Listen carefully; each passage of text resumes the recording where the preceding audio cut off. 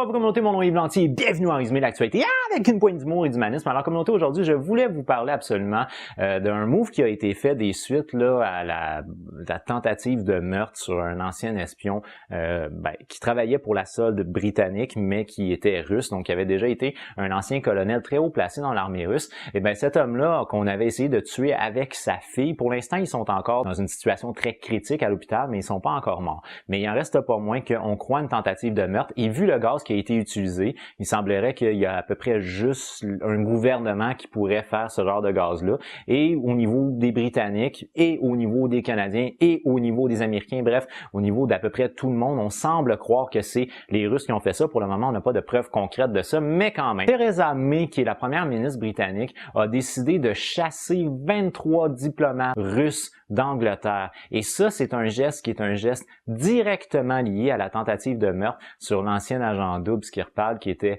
comme je vous dis, un Russe qui travaillait pour les Britanniques. Alors, on pense que c'est potentiellement les Russes et c'est la raison pour laquelle on a décidé de chasser ces diplomates-là. Par contre, du côté britannique, on a décidé de ne pas couper complètement contact avec Moscou, mais ceci étant dit, c'est quand même, au niveau diplomatique, c'est comme un premier geste de guerre avec la Russie et ça peut faire une escalade qui pourrait être vraiment très problématique au niveau international. Première des choses, c'est que après avoir chassé ces diplomates-là, il y a différents pays qui ont pris position concernant cette mise en œuvre-là. Bien entendu, les États-Unis ont appuyé la couronne britannique, en fait le Parlement britannique. Le Canada a appuyé également le Royaume-Uni. La France ne reconnaît pas les Russes comme étant les responsables, mais quand même y appuie le Royaume-Uni. Du côté de Theresa May, ce qu'on évoque, c'est que ça a été un usage illégal de force par l'État russe contre le Royaume-Uni. Alors comme je vous avais déjà mentionné, il se pourrait qu'on voit ça comme étant une attaque directe contre le pays. Du côté des Russes, ce qu'on dit, pour les affaires étrangères du moins, ce qu'on dit, c'est que c'est une provocation grossière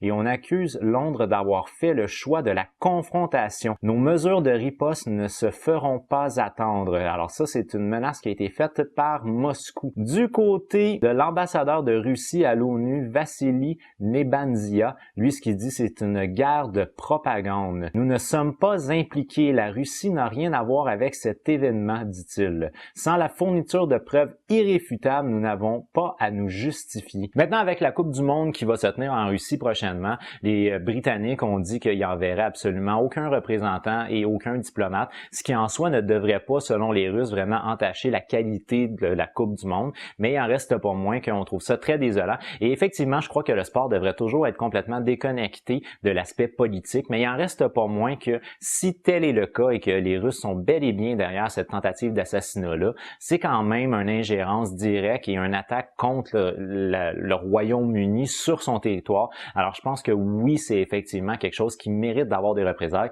mais j'espère vraiment très largement que ce que Mme May a mentionné, c'est-à-dire qu'elle ne veut pas couper le dialogue avec Moscou, j'espère que ça va être respecté sur les deux côtés et que des enquêtes vont être faites par des entités extérieures de ces deux pays-là pour pas justement qu'il y ait une escalade trop importante au niveau de la dégradation diplomatique qui a un impact international. Sur ce, communauté, pour moi c'est déjà tout, alors je vous remercie beaucoup d'avoir regardé ma vidéo. Si vous l'avez aimé, n'oubliez pas de donner un petit j'aime. Si vous l'avez vraiment aimé, bien entendu, vous pouvez la partager. Moi, je vous donne rendez-vous sur ma prochaine vidéo, mais d'ici là, je vous dis, j'ai déjà hâte de vous voir. Ah bah ouais! Good love, bye bye!